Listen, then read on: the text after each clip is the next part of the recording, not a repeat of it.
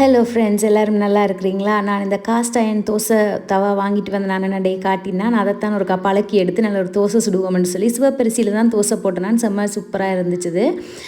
நல்லா இந்த cost iron வந்து சீசன் காஸ்ட் அயன் பேன் அது அப்படி தான் வாங்கினேன் நான். அதாவது வந்து அவங்களே அதை பழக்கப்படுத்தி இருக்கிறாங்க. இருந்தாலும் நாங்களும் வந்து அதை கொஞ்சம் கவனமாக தான் யூஸ் பண்ணணும். அப்போ எடுத்தோடனே ஒரு 4-5 தடவை நான் வந்து இதை வந்து நல்லா சோப் போட்டு நார்மல் சோப் போட்டு அந்த ஸ்பஞ்சால் நல்லா கழுவி விட்டுடுறேன். ஸ்டீல் ஊலால் தேய்க்காமல் அந்த ஸ்பஞ்சில் பின்பக்கத்தால் அந்த பச்சை கலரால் இருக்கிறதுல தேய்ச்சிங்கன்னு சொன்னால் ஓகே. நீங்கள் நல்லா தடவி பாருங்கள். அதில் ஒன்றும் அறுவலாக கையில் படாமல் நல்லா ஸ்மூத்தாக வரும். அதோட வந்து தண்ணியுமே வந்து கிளியராக வரும். முதல் கழுவும் போது ஒரு லைட்டாக ப்ரௌனிஷ் கலரில் வரும். இதே நீங்கள் அன்சீசன் பேனுன்னு சொல்லிச்சுன்னா கருப்பு கலரில் வரும். நீங்கள் ஸ்டீல் வூல் தான் கட்டாயம் போட்டு நல்லா ஒரு 10-12 தடவை கழுவணும்.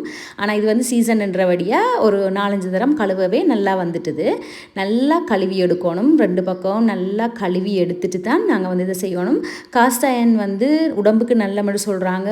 அப்போ இவென்ச்சுவலி கொஞ்சம் கொஞ்சமாக வந்து ஸ்டெயின்லெஸ் ஸ்டீலுக்கும் காஸ்ட் அயனுக்கும் மாற்றிட்டோம்னு சொல்லிச்சுன்னா இந்த நான்ஸ்டிக் அதுகளை விட்டு எங்களுக்கு உடம்புக்கு நல்லது. அலுமினியம் நான்ஸ்டிக் எல்லாத்தையும் விட இது வந்து உடம்புக்கு நல்லது. ஸோ இப்போ வந்து நல்லா கழுவி எடுத்துட்டு அடுப்பில் வச்சு நல்லா சூடேற்றி அந்த தண்ணியை காய வச்சுட்டு லைட்டாக வந்து எண்ணெய் போட்டு நான் வந்து துடைச்செடுக்க போகிறேன். நான் வந்து நல்லெண்ணெய் தான் போட்டேன்னா நீங்கள் எண்ணெய் வேணும்னாலும் போட்டுக்கொள்ளுங்க. நல்லா எல்லா பக்கமும் படுற மாதிரி எண்ணெயை தேய்ச்சி விடணும். அப்போ தான் அந்த தோசை நல்லா கிளம்பி வரும். ஒரு 2-3 தரம் செய்யுங்க. பாருங்கள், நான் 4-5 தடவை கழுவினாலும் அந்த லைட்டான ஒரு ப்ரௌனிஷ் கலர் ஒன்று அதில் இருக்குது.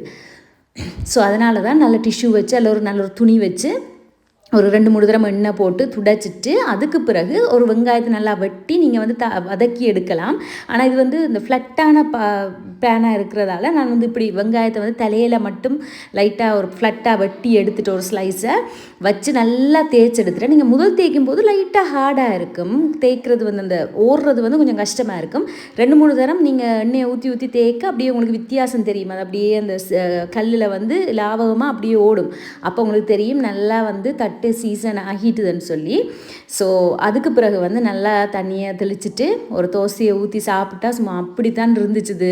முறுன்னு சொல்லி சிவப்பரிசி பச்சரிசியில் தான் நான் தோசை போட்டேன்னா ரெசிபி வேணுமெண்டா சொல்லுங்கள், நான் உங்களுக்கு எடுத்து போடுறேன். ஒரு கொஞ்ச நேரம் தான் வச்சேன்.